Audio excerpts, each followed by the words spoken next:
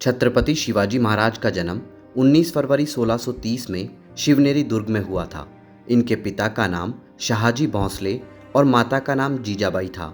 शिवनेरी दुर्ग पुणे के पास है। उनकी माता ने उनका नाम भगवान शिवाय के नाम पर शिवाजी रखा था। छत्रपति शिवाजी महाराज का विवाह 14 मई 1640 में सईबाई निम्बलाकर के साथ लाल महल पुणे में हुआ था। वर्ष 1659 में आदिल शाह ने अपने सबसे बहादुर सेनापति अफजल खान को शिवाजी को मारने के लिए भेजा। शिवाजी और अफजल खान 10 नवंबर 1659 को प्रतापगढ़ के किले के पास एक झोपड़ी में मिले।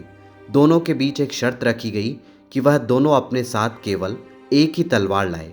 शिवाजी को अफजल खान पर भरोसा नहीं था और इसलिए शिवाजी ने अपने कपड़ों के नीचे कवच डाला और अपनी दाई भुजा पर बाग नखा रखा और अफजल खान से मिलने चले गए। अफजल खान ने छत्रपति शिवाजी के ऊपर वार किया, लेकिन अपने कवच की वजह से वह बच गए और फिर छत्रपति शिवाजी ने अपने बाग नख से अफजल खान पर हमला कर दिया।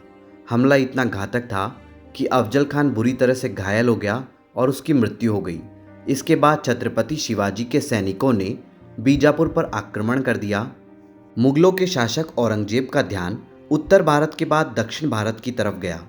उसे छत्रपति शिवाजी के बारे में पहले से ही मालूम था। औरंगजेब ने दक्षिण भारत में अपने मामा शाहिस्ता खान को सूबेदार बना दिया था। शाहिस्ता खान अपने 1.5 लाख सैनिकों को लेकर पुणे पहुंच गया और उसने वहां लूटपाट शुरू कर दी। छत्रपति शिवाजी ने अपने 350 मावलों के साथ उन पर हमला कर दिया था। तब शाहिस्ता खान अपनी जान बचाकर भाग खड़ा हुआ और शाहिस्ता खान को इस हमले में अपनी 3 अंगुलियां गंवानी पड़ी। इस हमले में छत्रपति शिवाजी ने शाहिस्ता खान के पुत्र और उनके 40 सैनिकों का वध कर दिया। शाहिस्ता खान ने पुणे से बाहर मुगल सेना के पास जाकर शरण ली और औरंगजेब ने शर्मिंदगी के मारे शाहिस्ता खान को दक्षिण भारत से हटाकर बंगाल का सूबेदार बना दिया। छत्रपति शिवाजी महाराज को आगरा बुलाया गया, जहां उन्हें लगा कि उनको उचित सम्मान नहीं दिया गया है। इसके खिलाफ उन्होंने अपना रोष दरबार पर निकाला और औरंगजेब पर छल का आरोप लगाया। औरंगजेब ने छत्रपति शिवाजी को कैद कर लिया और शिवाजी पर 500 सैनिकों का पहरा लगा दिया। हालांकि उनके आग्रह करने पर उनकी स्वास्थ्य की दुआ करने वाले आगरा के संत, फकीरों और मंदिरों में प्रतिदिन मिठाइयाँ और उपहार भेजने की अनुमति दे दी गई थी। कुछ दिनों तक यह सिलसिला ऐसे ही चलता रहा। एक दिन छत्रपति शिवाजी ने संभाजी को मिठाइयों की टोकरी में बैठाकर और खुद मिठाई की टोकरी उठाने वाले मजदूर बनकर वहां से भाग गए। इसके बाद छत्रपति शिवाजी ने खुद और संभाजी को मुगलों से बचाने के लिए संभाजी की मौत की अफवाह फैला दी। इसके बाद संभाजी को मथुरा में एक ब्राह्मण के यहाँ छोड़कर छत्रपति शिवाजी महाराज बनारस चले गए।